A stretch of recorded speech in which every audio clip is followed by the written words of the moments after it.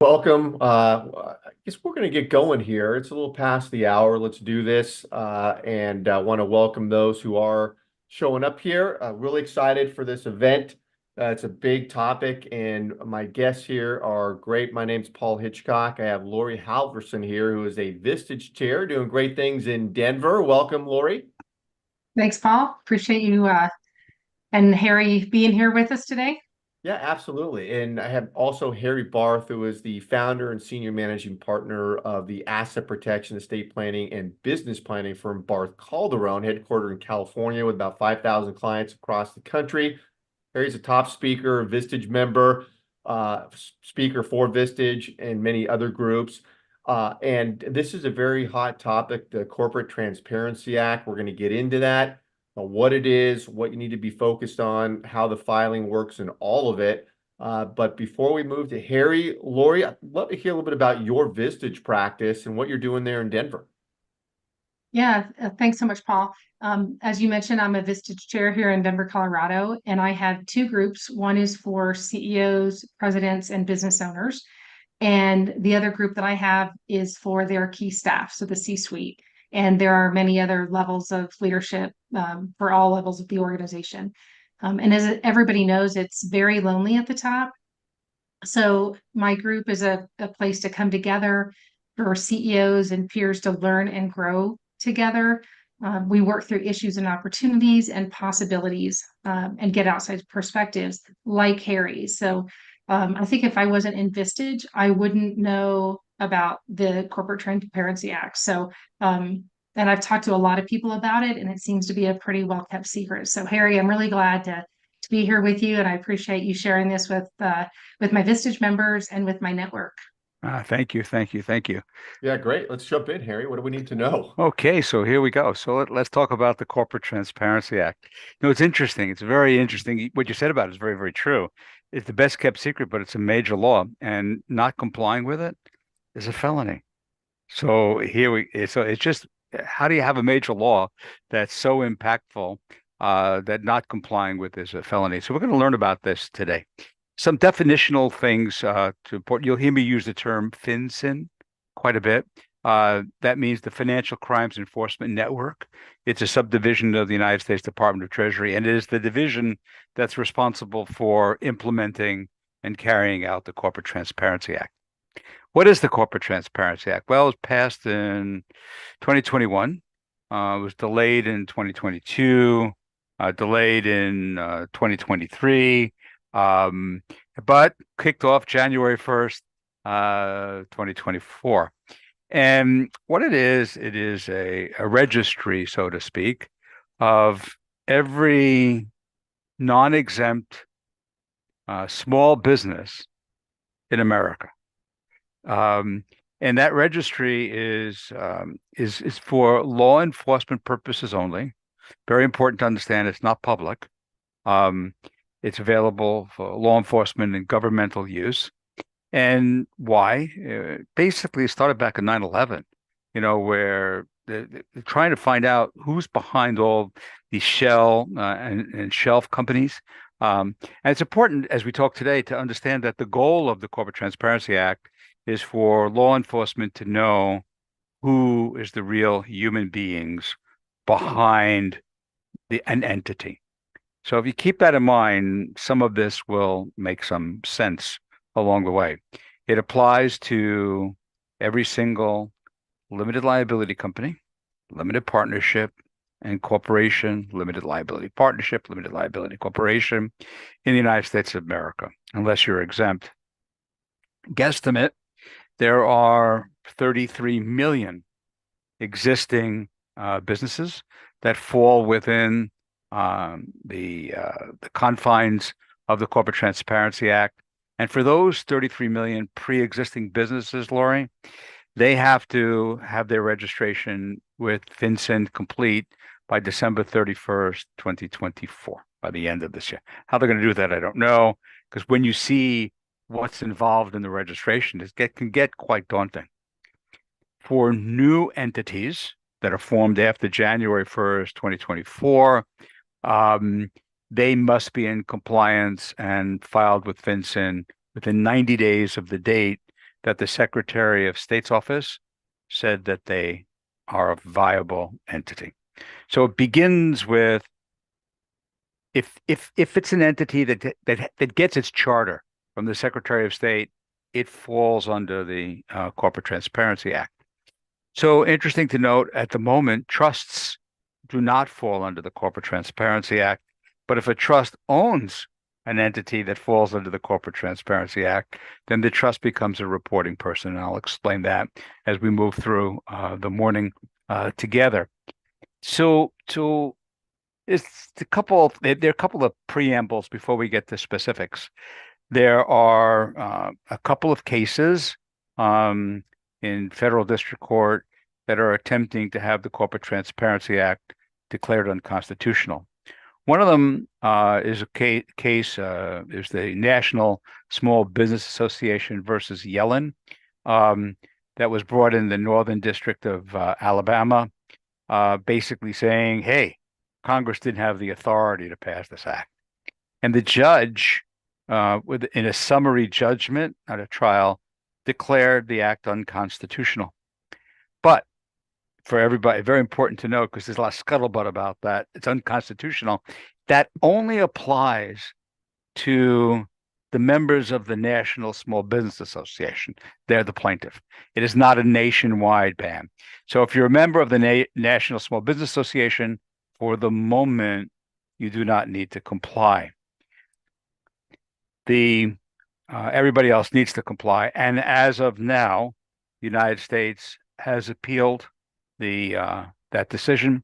And, based upon my 45 years of experience, I think that the Corporate Transparency Act is here to stay. Some aspects of it may be declared unconstitutional. The best intelligence is that the 11th Circuit Court of Appeals, which is hearing the appeal, will overrule the Alabama judge and saying the Congress did have the authority to do that. And we don't expect any other courts to come to a similar conclusion. So I think it's here to stay.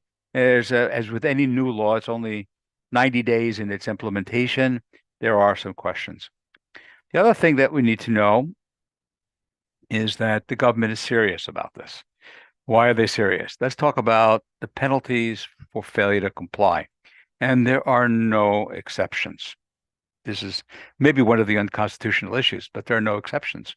So if you do not comply, all right, the fine is $591 a day per violation, no cap. Okay.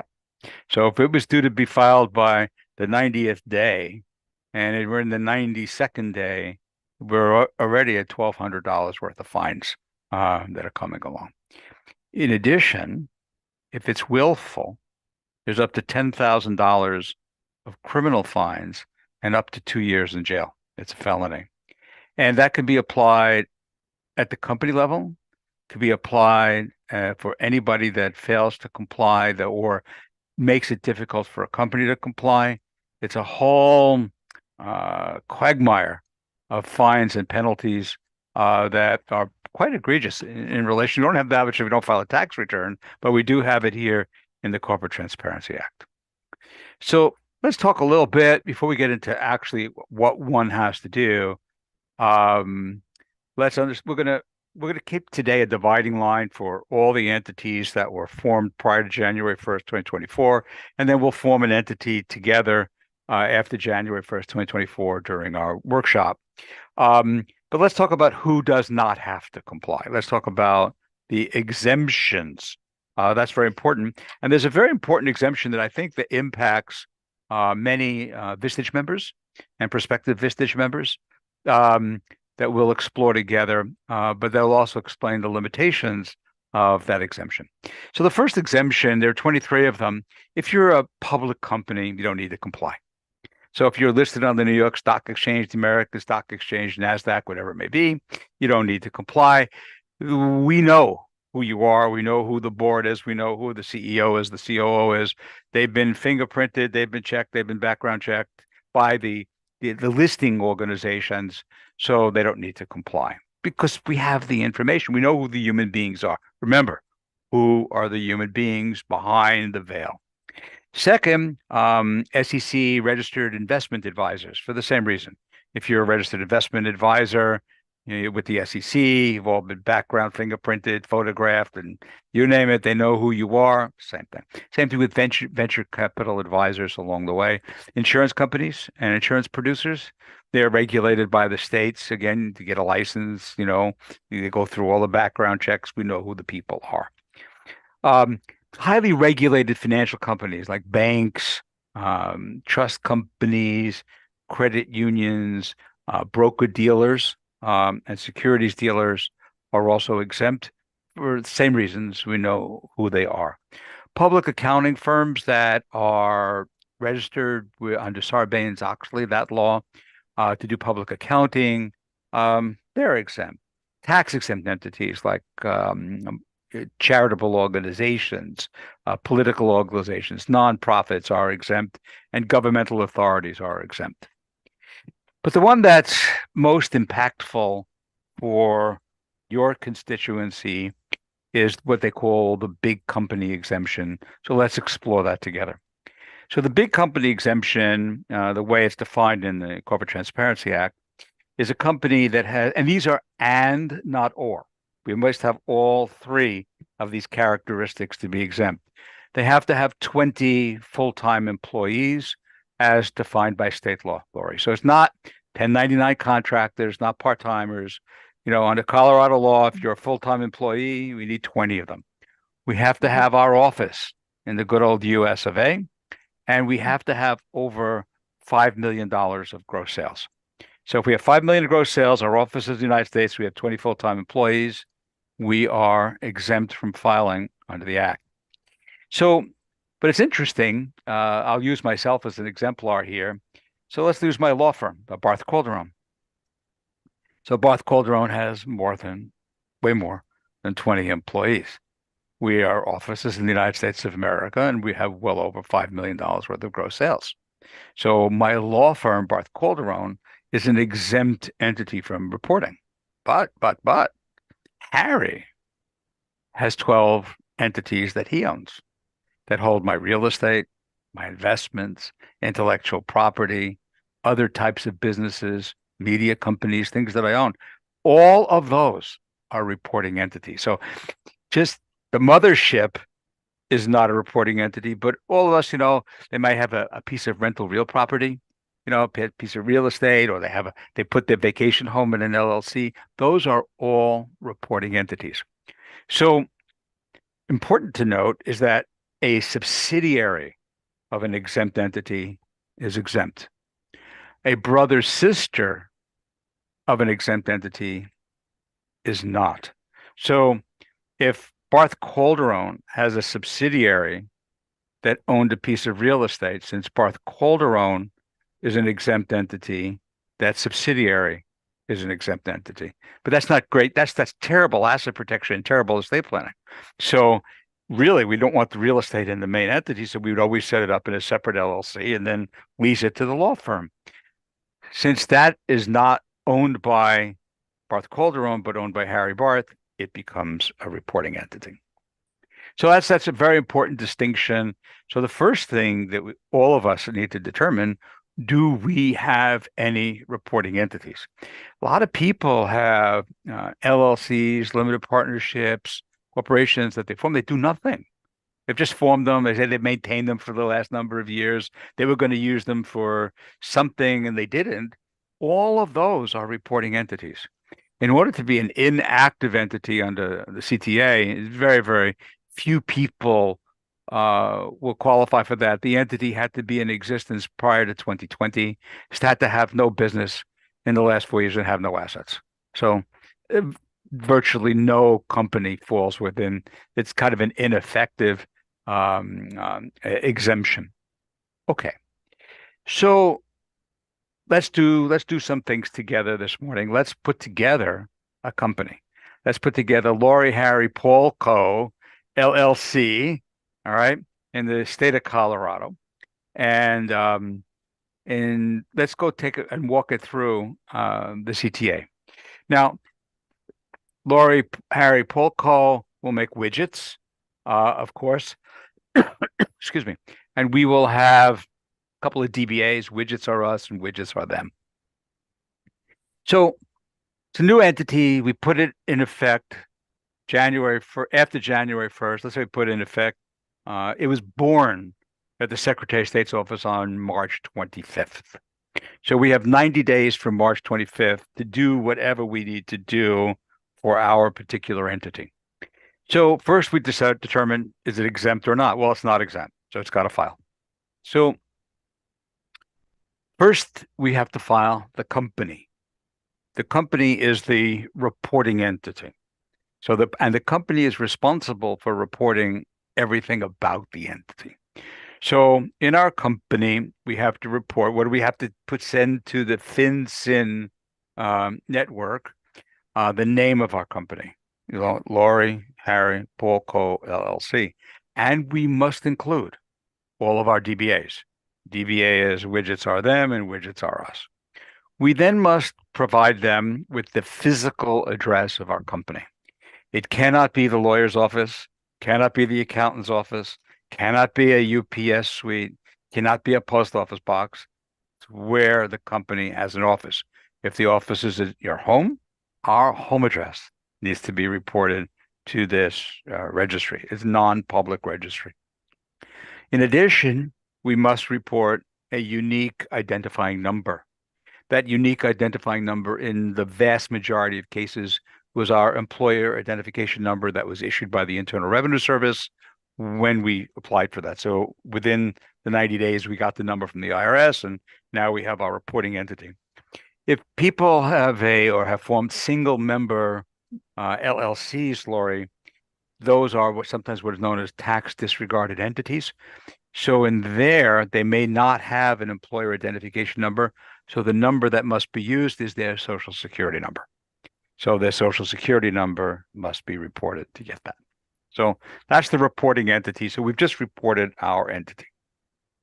Now, Harry, can I ask a quick question? And I know we're going to have questions later, but I have some members who are 100% virtual. They don't have an office anywhere. So well, they do. They live somewhere. Okay, their so home it's address. the person who started the company, or it would be the three of us. Well, yeah, well, that's different. That's not the company. That's the owners of the company. So the company when that company filed to get its LLC status from the state of Colorado, it was required to give an address. That physical address is where the company is, and it it can't be a post office box. It's going to be somebody's house, that they have that. Yeah. It's going to be an address, and otherwise they're not in compliance, and $591 a day. All right. No. Thanks for clarifying that. No exceptions. Yeah. No exceptions. Yeah, it's crazy. Which is another part of the constitutionality question. So now we did that. So before we get on to the owners, for entities that were formed after January 1st, 2024, we now have to file with the FinCEN the company applicant who filed the paperwork with the Secretary of State in Colorado. They have to report. So let's say in my law firm, one of my paralegals filed the necessary paperwork to start our LLC in Colorado. So her name is Cheyenne. Cheyenne would now have to put down her name, her home address, all right, and believe it or not, her passport or driver's license has to be uploaded to FinCEN, or she will obtain, which I'll talk about in a moment, a FinCEN identifying number because she filed the paperwork.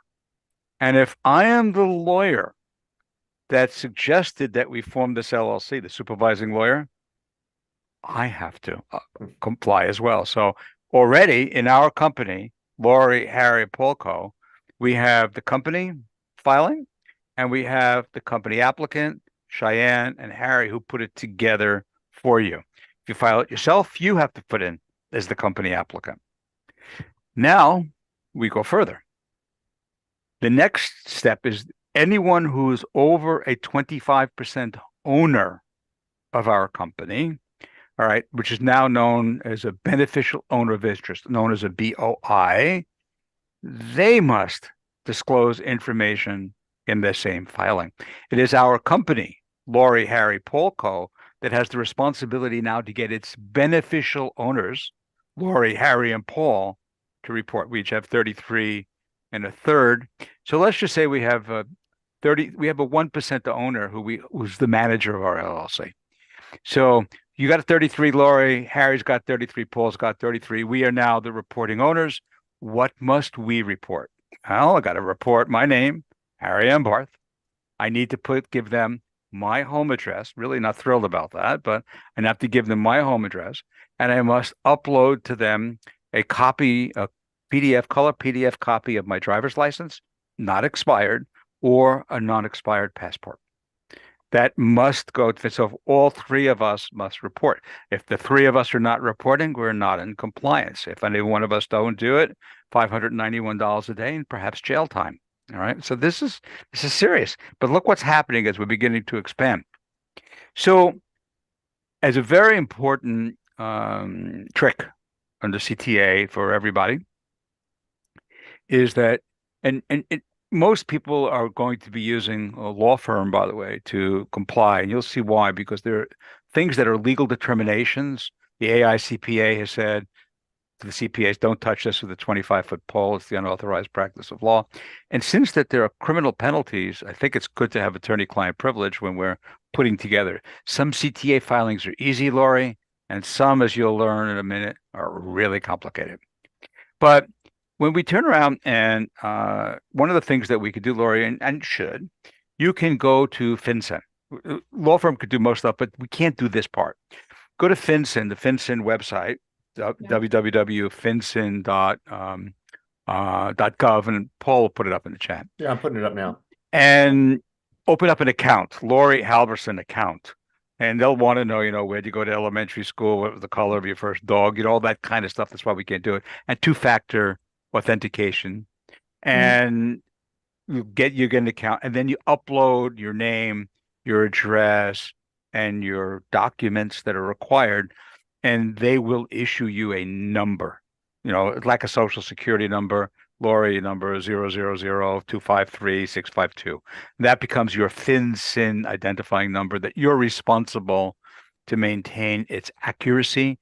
But now in every single scenario where you are a reporting person, you would just put Lori Halverson number so-and-so. We wouldn't have to give your home address and your identifying documents every single time. So for me, for example, where we do 100, 200 entities a month for asset protection and estate planning purposes for our client base, and I'm the supervising or recommending attorney, I just have to put Harry Barth and my FinCEN number down as the supervising attorney, and my paralegals all have FinCEN numbers. Okay, so we have that. So every beneficial owner that owns more than 25% has to report. A minor does not have to report, but the parents of the minor do need to report. And when the minor reaches the age of majority, it's the responsibility of the company to make sure that the minor reports and the parents are not. It's all a company responsibility, but if we have recalcitrant participants, they can all be fined in jail. And it's just really, it's odd to have this kind of law in America. So I guess there's some challenges to the constitutionality of valid. But I think since this is pretty much in Western European economies, and the more modern Eastern Asian economies already have this type of disclosure.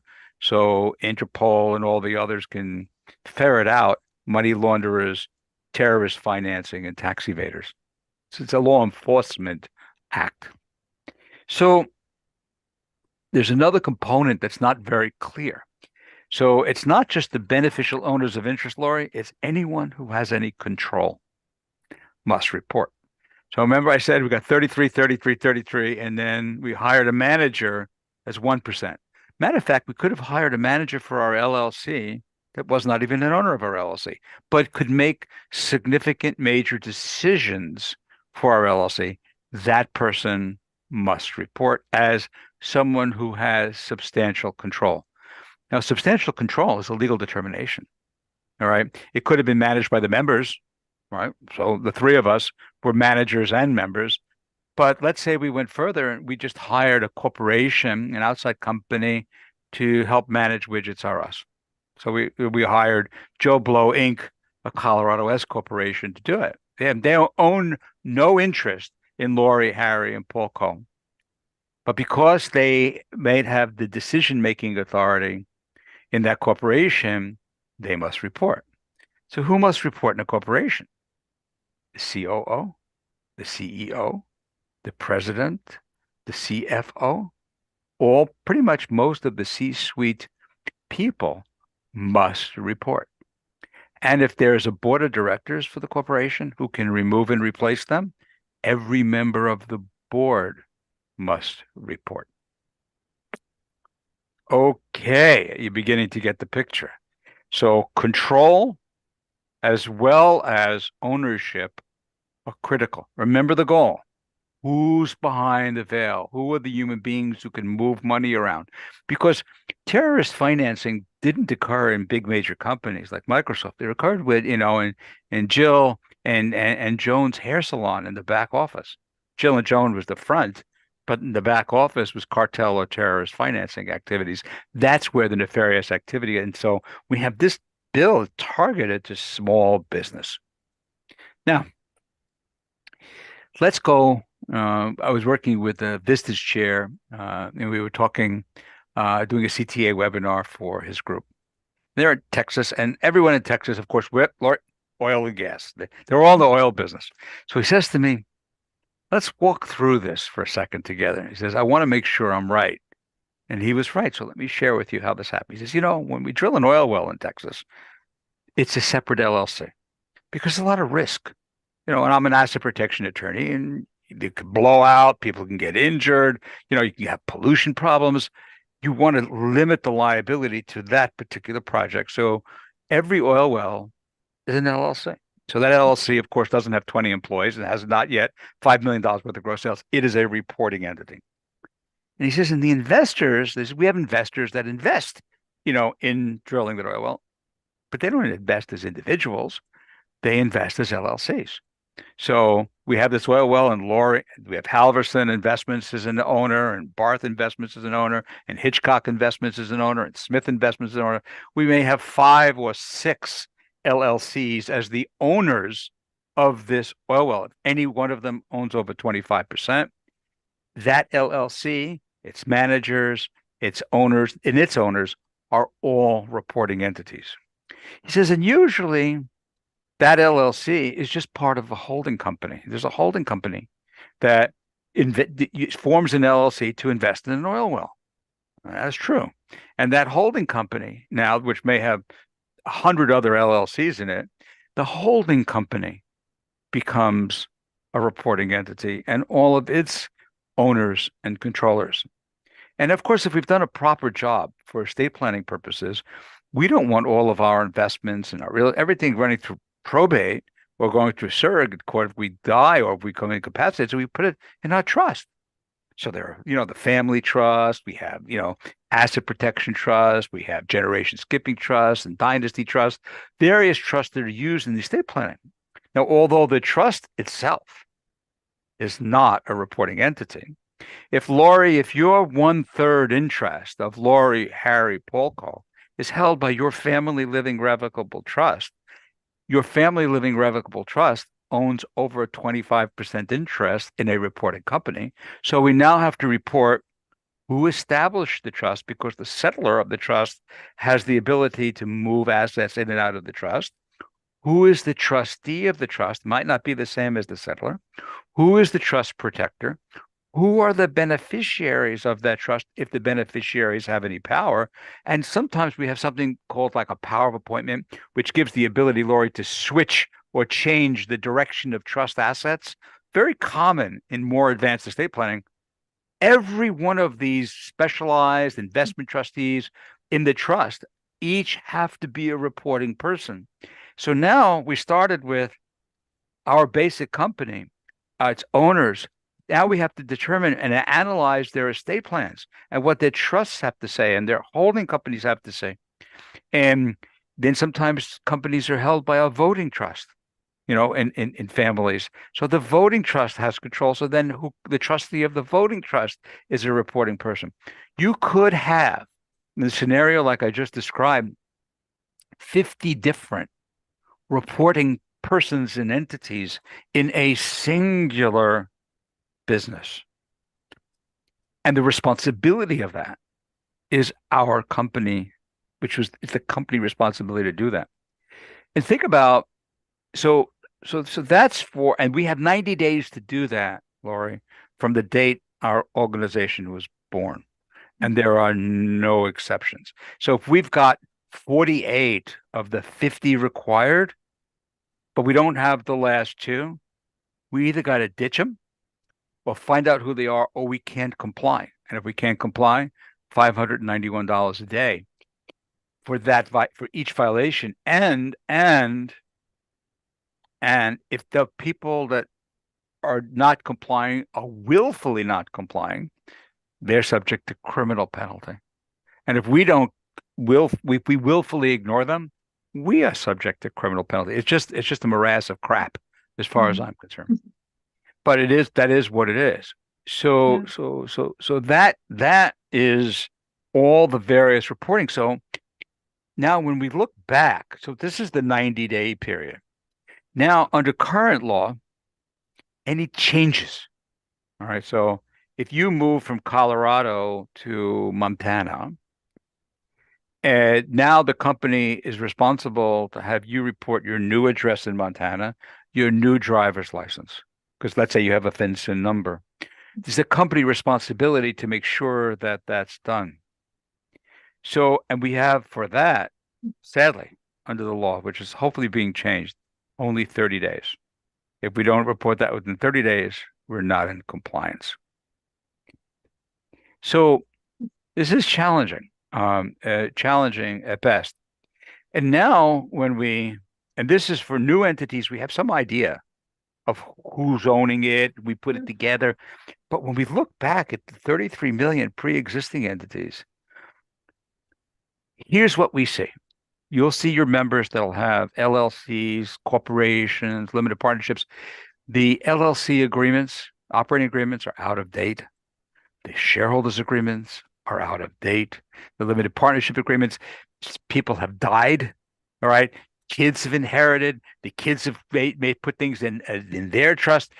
And then the spouses may have divorced. Each one owns over 25%. They don't even know where the spouse lives. The spouse doesn't want them to know where they live. They're not talking. They haven't communicated. It was very acrimonious.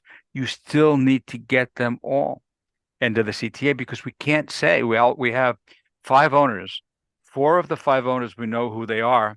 And the government says is the 5th the terrorist, is the 5th the money launderer. We need to know who it is, or you cannot be in compliance. The good part, if there's a good part, there's a couple of good parts. It's one and done, Lori. Once we file our entity, absent changes, it's not an annual filing. All right. And the only cost you have, if you could do it yourself, is, for a law firm, which I would strongly suggest, to help you determine control and to understand the estate ramifications of the filings that have to be done. And then we have a service that people could use or not use that files it with FinCEN. You could sit down at the computer, go to FinCEN.gov and spend 3.5, 4 hours on Sunday trying to figure out that Byzantine website, or you can have a service filed for $250. Just give them the map of what it is. So the lawyers kind of figure out the map, the filing service kind of files it. It's a bit of a burden on small businesses, but I think it's well worth it. I'm glad I didn't do it last weekend because we were going to do it. And I thought, what, let's wait and hear what Harry has to say. Yeah, so I'm really glad I did. Yeah. It's not that expensive. We've actually added on to our new entity formations, $390 for all the CTA work and $250 to file it. And for pre-existing entities where it really can get challenging, we're only charging $595 to evaluate an entity, prepare its beneficial ownership and control map, and $250 to file it. So we're not. That's money spent. We're putting that in as a service for our clientele and others. Yeah. Fantastic. So like I said, so one good thing is it's at least one and done. The other good thing, it gives all of your members and potential members an opportunity to revisit and look at all of their governing documents and make sure they're up to speed. It's a great time to do inventory. I can't believe that I look at that. I'll see a cap table on a corporation that was formed 10, 15 years ago. And there were four owners then. Two of them had passed.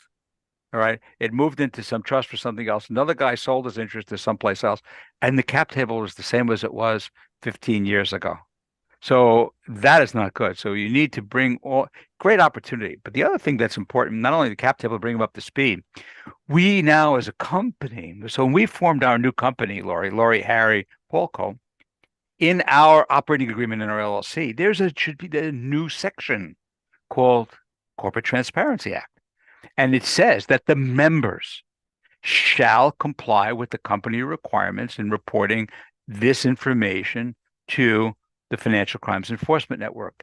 You sign that. If you want to be a member of our entity, you've agreed to comply, or you cannot be a member of our entity.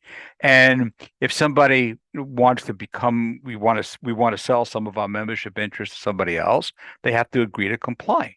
If they don't comply, or we'll buy them out at 50% of book value. We can't have them because it could bring red flags to us under this act. And so that's a good thing to get that inventory done. It's a good time to do that in this morass of a problem. Another issue with it that is a high concern is look at all the information that's running around, the information that's being transmitted from you to, for example, to your law firm, and your law firm then transmitting that to the Financial Crimes Enforcement Network website. Has to be done electronically. They won't accept it any other way. And that information needs to be encrypted. It needs to be held in a vault in an appropriate portal. You have to secure that information because do we have bad actors out there? Even on FinCEN's website now, it says, beware, scams, bad actors are trying to steal that information. So now we get into all cybersecurity, which is now enhanced because we have, and now you can see 33 million businesses winds up being 150 million BOIs. All right. Yeah, And Harry, all they've that got that information alert up there. They yeah, still got it up there right now. I'm looking at it. it's an alert. All that information is floating all around the country. My God, that is just a big neon sign to bad actors to do that. So you have that kind of impetus for cybersecurity and protection that comes as a result of this. So where do I think it's going? I do think that there will be some challenges. I do think there'll be some modifications. I think that one of the bills that is now moving through Congress, it's interesting. So let me share this bill. So this bill's been passed by the House, not yet passed by the Senate, and not yet signed by the President. So this bill is mostly about time frames. It says that, well, we don't think there's any way on the planet that we're going to get 33 million companies registered by December 31st, 2024. So we extend that to December 31st, 2025. So it gives us another year for the pre-existing entities. And the other thing it changes is changes. So a change of address, change of status, we have under the current act, the way it's only 30 days to report a change, not enough time. So they're looking to extend that to 90 days to report a change. So that's the main gist of this act going through Congress. But there is of course, a draconian aspect of it written in English that nobody can understand, which basically is of an instruction to FinCEN, the Department of Treasury, and the Financial Crimes Network, with a strong admonishment that they cannot accept any exceptions. There are no exceptions. If someone is not a complete picture, okay, or if it's intentionally not a complete picture, $591 a day, and we want that criminally prosecuted. So we have to get it resolved. And I don't know. I think that's a component that how could we be held criminally liable because we have a recalcitrant member in our LLC who said one of those, I I'm going to go live in a bunker with 2 shotguns, and I got special food, and I'm not giving them that information. And we can't buy them out. They refuse to sell. That's under state law. We're not in compliance, and now they can be subject to fines and penalties. Um, I understand that, but we can be subject to fines and penalties for not being in compliance as an entity. I think there's a disconnect there, and hopefully that will be corrected either judicially or in some future component of legislation. So, so with that, I think you got a pretty good picture of what um, this looks like. And and Paul, I think you may have some questions that you might want to ask, or people have any questions. It's time to do that. But there it is in a nutshell. That is the Corporate Transparency Act. It is a big deal. But remember, it's not public. It's for law enforcement, or they just want to, who are the human beings behind the entity? Yeah. Yesterday, I presented to another group. Just let me tell you this one thing, and it's a payroll service, and it was one of the attendees, and they said, we sometimes have a very difficult time. We're moving around $12 million, $15 million worth of payroll, and between accounts, and sometimes we don't know, we can't figure out who the beneficial owners are, and we have an obligation to do so. And she said, there has been bad players there. There have been bad players who've using payroll money nefariously and improperly. So from that respect, the judge in Alabama put it properly. Says, sometimes the government passes nonsensical laws, they said, but they're constitutional. He said, and sometimes they pass laws that are very noble in purpose. That this is a very noble purpose, makes us safer, but it could be unconstitutional the way in which it's done. So with that, I'll take questions. Do we have Lori, I've got some questions that were sent in, but Lori, do you want to expand on anything there? Any question? It just sounds so complicated. Well, And it's good sometimes to it's know that, simple, Lori. Sometimes it's yeah, complicated. Hey, if we just have a piece of property in our living revocable trust, there's no reporting. If we have a LLC there, that you and your spouse, for example, are the members, the manager, and it's in your living revocable trust where you are the trustees, with the kids as beneficiaries, it's not that complicated. You got to yeah, do all that stuff, but yeah, because all the control and all the ownership are all lined up, and it's the same people. And once yeah, you report one, and by the way, it's an individual reporting. In other words, if you have a holding company that has 9 entities, it's 9 individual reporting. It's not the holding company can't report for the 9. And when yeah, you may say, Lori and spouse hold all these positions. We can't just do an omnibus. Each position has to be Lori and spouse, Lori and spouse, Lori and spouse, Lori and spouse, Lori and spouse to do it. yeah, yeah, Very belt and yeah. suspenders like. Lori, you were going to say, yeah. No, I'm so glad to have you here and start spreading this word because there are so many people who have no idea uh, that they have to do any of this and the consequences. So, I mean, Yeah. it's very, very impactful, as you said. Thank Yeah, you. and here, so the question, just to expand on that a bit, is you recommend for like Vistage quality or level companies, first blush, as many of them said early on, well, I don't qualify because of revenue and headcount. But then when you start getting into the brother sister entity relationship where you are carving out IP from a company, you're carving out, trucks, from a company, so it limits the liability. That's when you create those brother sister entities, Yeah. and they are subject to filing. Yeah, the big concern that we have, as attorneys that are in this field, um, is the hopefully that the Corporate Transparency Act does not put a chilling effect on people doing the right thing for their estate planning and their asset protection.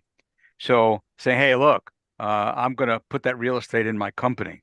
It's not a good idea because you have a liability of the company use real estate. Proper estate plan asset protection is to get it out of the company and lease it back to the company and then have it held by an appropriate trust. You create a reporting entity once, but it's the proper thing to do.